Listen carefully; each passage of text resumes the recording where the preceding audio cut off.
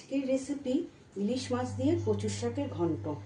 এখানে লাগবে কচুর শাক সেদ্ধ করা আছে, ইলিশ মাছের মাথা, কালো জিরে, নুন, তেল, হলুদ আর কাঁচা লঙ্কা আর সামান্য মিষ্টি।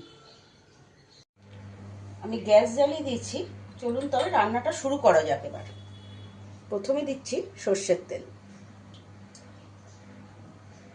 কড়াইতে সর্ষের তেল দিয়ে দিয়েছি, সর্ষের তেলটা গরমও হয়ে গেছে। এবার আমি ইলিশ মাছের মাথাটার মধ্যে নুন হলুদ মাখিয়ে মাথাটাকে ভাজবো।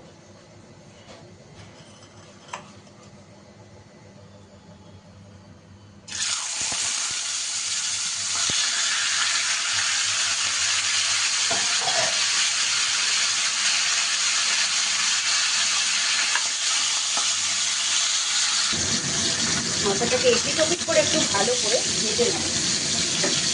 মাথাটাকে এপিট ওপিট করে একটু ভালো করে ভেজে নেব। মাথাটা ভালো করে ভাজা হয়ে গেছে, এবার আমি একটা বাসনে তুলে নেব।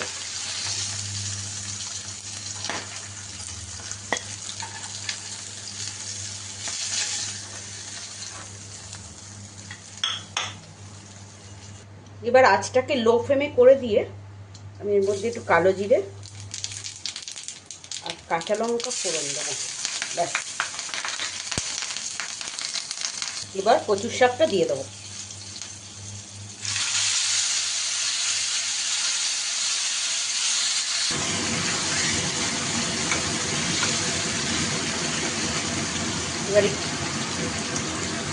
এবার ভালো করে একটু নাড়াচাড়া করে নিই আগে কচুর শাকটা। এবার একটু নুন আর হলুদ দেবো। আমার সেদ্ধর সময় একটু নুন দিয়েছিলাম, আমি অল্পই নুনটা দেবো আর হলুদটা দেবো। পরে একটু সামান্য মিষ্টি দেবো। পরে নুন হলুদ দিয়ে ভালো করে এটাকে মিশিয়ে নেব। এবার আঁচটাকে একটু বাড়িয়ে দেবো। এবার এটা খানিকক্ষণ হোক, এটা জলটা একটু টেনে যাবে, তারপর মাছের মাথাটা আমি দেবো। আঁচ কমিয়ে এটা খানিকক্ষণ জলটা এবার টানবে, এখনো টানেনি, আর একটু সময় লাগবে। খুব সামান্য একটু মিষ্টি দেবো।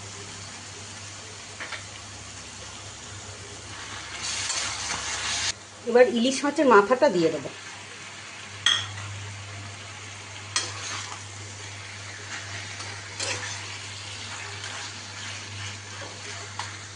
এটা এখন খানিকক্ষণ হবে, কারণ জলটা টানেনি, জলটা একটু টানবে, নাহলে গলাটা ধরবে। এই জন্য আরেকটুখানি লাগবে সময়।